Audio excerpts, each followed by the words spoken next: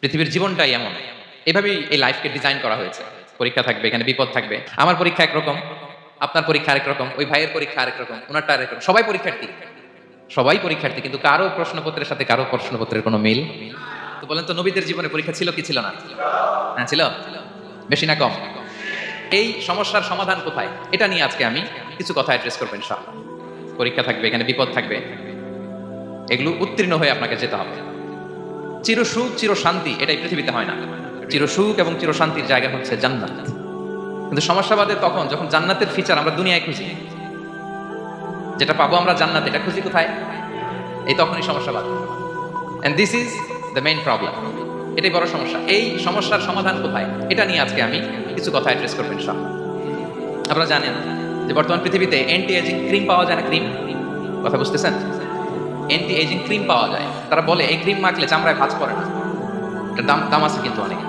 Anti ageing cream লাগায়, shampoo use করে, anti ageing oil আছে, এটা দিলে নাকি চামড়ায় ভাঁজ পড়ে না। ইভেন ভারতের অনেক বড় একজন ব্যবসায়ী মুকেশ আম্বানি, নাম শুনছেন? যে তার ছেলের বিয়ে হয়ে গেল। তো এই মুকেশ আম্বানির স্ত্রী নীতা আম্বানি, সে কিছুদিন আগে এক বটল গোল্ড ওয়াটার খেয়েছে, gold water, and its cost $60,000। $60,000 দাম এক বোতল গোল্ড ওয়াটারের। কেন? ফর অ্যান্টি এজিং, যাতে বয়সের ছাপ গালে না থাকে। এখন বলেন, এভাবে কি আমাদের বয়সকে ধরে রাখা সম্ভব এই পৃথিবীতে? সম্ভব না, কারণ এই ফিচারটা দুনিয়ার ফিচার না, এটা জান্নাতের ফিচার। সুবহানাল্লাহ পড়ে। তাহলে জান্নাতে কেউ অসুস্থ হবে না। জান্নাত হবে চির যৌবন, চির যৌবনা। ওখানে আমরা যুবক থাকবো, প্রত্যেকে 33 বছরের যুবক যুবতী হয় জান্নাতের। কারণ দুনিয়ার ফিচার আলাদা। দুনিয়ার ফিচার কি? এই দুনিয়াতে বিপদ আসবে, কষ্ট আছে দুনিয়াতে, হতাশা আছে, ভয় আছে, অসুস্থতা আছে, বার্ধক্য আছে, এবং এই দুনিয়ার একটা এক্সপায়ারি ডেট আছে না? দ্য ডে ইউ ডাই, যেদিন আপনি মারা যাবেন, এটা আপনার এক্সপায়ারি ডেট। চলে যেতে হবে, চলে যেতে হবে। এই পৃথিবীতে মৃত্যুর অস্তিত্ব আছে। সবকিছু থমকে দিয়ে, আপনাকে চমকে দিয়ে মৃত্যু চলে আসবে, ঠিক কিনা বলেন? তাহলে এগুলো হচ্ছে দুনিয়ার ফিচার। এই দুনিয়াতে বিপদ আপদ, কষ্ট, ঝুঁকি, স্ট্রাগল, পার্থক্য, অসুস্থতা, এগুলো নিয়ে আমাদেরকে টিকে থাকতে হয়। এটা দুনিয়ার ফিচার।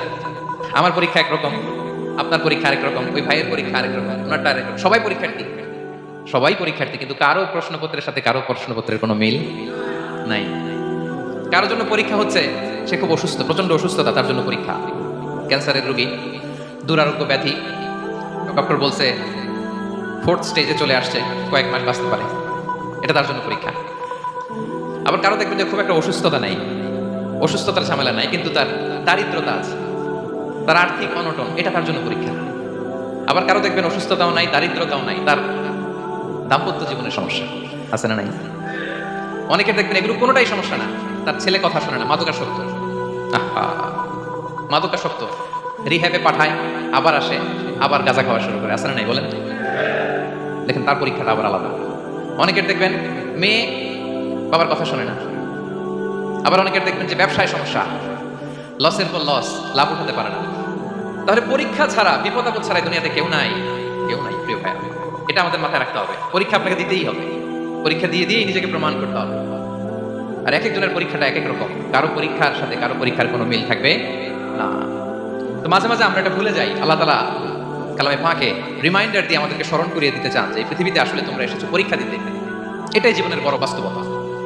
আমাদের জীবনে যত হতাশা, আমাদের জীবন নিয়ে যত অভিযোগ, আমাদের মনে যত কষ্ট, আমাদের হৃদয়ের ভেতরে যত অস্থিরতা, তার মূলে হচ্ছে এই সমস্যা যে আমরা ভুলেই গেছি আমরা পরীক্ষা দিতে আসছি। এটা যদি ভুলে না যান, এটা যদি আপনার মাইন্ডসেটে থাকে যে পুরো জীবনটা একটা পরীক্ষা, তাহলে দেখবেন কোনো কিছু আপনাকে কাবু করতে পারবে না। আপনি হতাশ হবেন না, জীবন নিয়ে আর অভিযোগ থাকবে না, আপনি ভেঙে পড়বেন না, সব অভিযোগ হতাশা দূর হয়ে যাবে।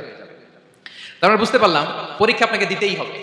পরীক্ষা দেয়া ছাড়া এই পৃথিবী থেকে চলে যাওয়ার কোনো চান্স বা সুযোগ আমাদের কারো নেই। সূরাতুল আনকাবুতে আল্লাহ তাআলা এই কথাটা আরো চমৎকার ভাবে বলেছেন। আল্লাহ তাআলা ইরশাদ করছেন, আহাসিবান নাসু আইয়ুতরাকু আইয়াকুলু আমান্না ওয়া হুম লা ইফতানুন ওয়ালাকাদ ফাতান্নাল্লাযীনা মিন ক্বাবলিহিম ফালা ইয়া'লামান্নাল্লাহু আল্লাযীনা সাদাকু ওয়া লা ইয়া'লামান্নাল কাযিবিন। আল্লাহ বলেন, মানুষ কি ভেবেছে সে শুধু বলবে আমি ঈমানদার আর তাকে আমি জান্নাতে ঢুকাই দিব? না, কখনো না, কোশ্চিন কালেও না। বরং পূর্ববর্তীকালে যারা পৃথিবীতে এসেছিল তাদেরকে আমি পরীক্ষা নিয়েছি, পরীক্ষা করেছি, এবং তাকেও ঈমানের প্রশ্নে সে সত্যবাদী না মিথ্যাবাদী পরীক্ষা দিয়ে দিয়ে নিজেকে প্রমাণ করতে হবে, ঠিক কিনা বলেন? পরীক্ষা দিয়ে আপনাকে প্রমাণ করতে হবে। এবং এই পরীক্ষার ব্যাপারটা এটা যে শুধু আমরা সাধারণ মানুষ আমাদের জীবনে দুঃখ বিপদ পরীক্ষা এমনটা না। এই পৃথিবীর সবচেয়ে শ্রেষ্ঠ মানুষ যারা ছিলেন তাদেরকে আল্লাহ পরীক্ষা নিয়েছেন। বলেন তো পৃথিবীতে সবচাইতে শ্রেষ্ঠতম মানুষ কারা? সবচাইতে শ্রেষ্ঠ ভালো মানুষ কারা ছিল পৃথিবীতে? বলেন তো নবীরা। আওয়াজ করে বলেন তো কারা? তো বলেন তো নবীদের জীবনে পরীক্ষা ছিল কি ছিল না? হ্যাঁ ছিল। বেশি না কম? বিষ্ণু ইসলামকে জিজ্ঞাসা করা হলো, আইয়ুন নাসি আশাদ্দু বালাআন ইয়া রাসূলুল্লাহ, হে আল্লাহর রাসূল এই পৃথিবীতে কাদের জীবনে পরীক্ষা বেশি? বিষ্ণু ইসলাম বললেন, আল আম্বিয়া, নবীদের জীবন। আল আম্বিয়া সুম্মাল আমসাল ফাল আমসাল, সবচাইতে জীবনে পরীক্ষার সম্মুখীন সবচাইতে বেশি হয়েছে নবীরা। তারপরে নবীদের পরবর্তী অবস্থান যাদের, সিদ্দিকিন যারা, সোহাদা যারা, সলিহিন যারা, আল্লাহওয়ালা যারা, তাদের জীবনে পরীক্ষা বেশি। ইউবতালার রাজুলু আলা হাসাবি দীনি, ব্যক্তির দিনদারি যত বেশি তার জীবনে আল্লাহর পরীক্ষাও তত বেশি। আপনি আল্লাহওয়ালা হবেন, আপনার জীবনে পরীক্ষাও অনেক বেশি। এজন্য ইমানদার হওয়া যেমনি মর্যাদার, ইমানদারের জীবনে পরীক্ষাও হবে অনেক বেশি।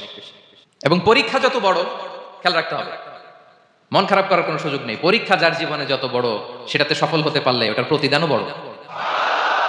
পরীক্ষা যত বড়, এটাতে সাকসেস হতে পারলে এটার রিওয়ার্ডও তত বড়। বিষ্ণু ইসলাম